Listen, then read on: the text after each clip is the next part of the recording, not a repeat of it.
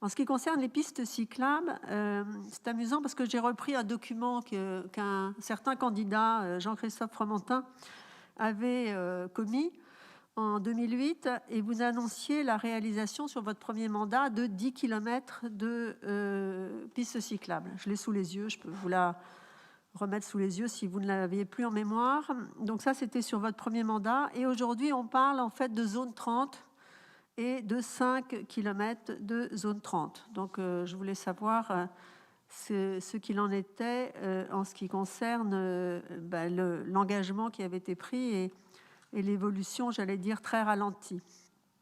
De la même façon, les espaces verts, on nous dit que nous sommes à 10% à peu près en nombre d'hectares d'espaces verts.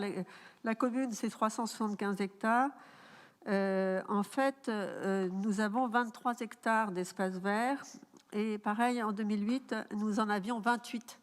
Donc en fait, nous avons perdu 5 hectares. Donc ce qui serait intéressant quand même, c'est d'avoir des chiffres qui soient conformes à ce qui a été dit dans le temps. Idem pour les arbres, nous en avions, vous en annoncez 10 408, c'est très très précis. Et en 2008, nous en avions 13 000. Donc ça veut dire quand même que nous avons une perte aujourd'hui qui est non négligeable de la ville verte, alors que dans ce rapport du développement durable, nous avons l'impression que nous développons beaucoup cet aspect de ville verte. Alors, je voudrais revenir sur les éléments maintenant de l'avenue Charles de Gaulle, page 11.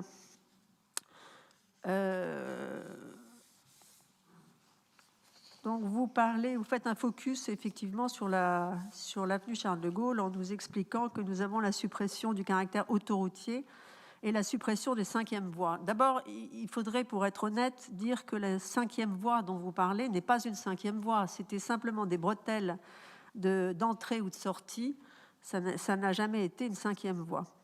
La suppression du caractère autoroutier, nous l'aimerions beaucoup, mais j'allais dire, là aussi, c'est une information qui n'en est pas une, c'est un vœu pieux qui n'est certainement pas réalisé parce que malheureusement, nous avons toujours les 160 000 véhicules jour. D'ailleurs, sur les 160 000 véhicules jour, on parle beaucoup ensuite de la reconquête de cet axe avec les piétons, les mobilités actives. Alors moi, ça me fait toujours assez rire, les mobilités actives par rapport aux mobilités passives, aux mobilités douces, aux mobilités... Bon, on est dans la novlangue très actuelle aujourd'hui.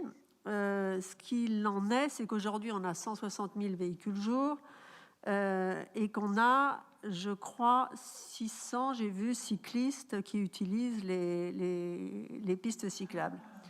Encore une fois, je ne suis pas contre le vélo, simplement, je me demande ce qu'on fait pour les autres. C'est-à-dire que 600 cyclistes, c'est 0,3% du trafic des 160 000 véhicules.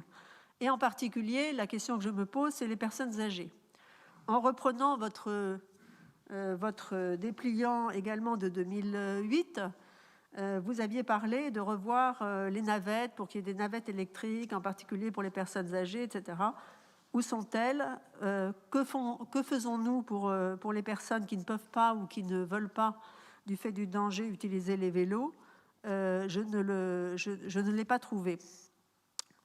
En ce qui concerne la diminution grâce aux arbres futurs plantés, donc toujours sur l'avenue Charles de Gaulle, vous le dites bien, c'est l'aspect psychologique important dans la perception. On a eu le loisir d'échanger sur ce sujet. C'est d'ailleurs extrêmement préoccupant que de donner une perception d'espace vert devant une autoroute, parce que l'autoroute, elle, malheureusement, continue.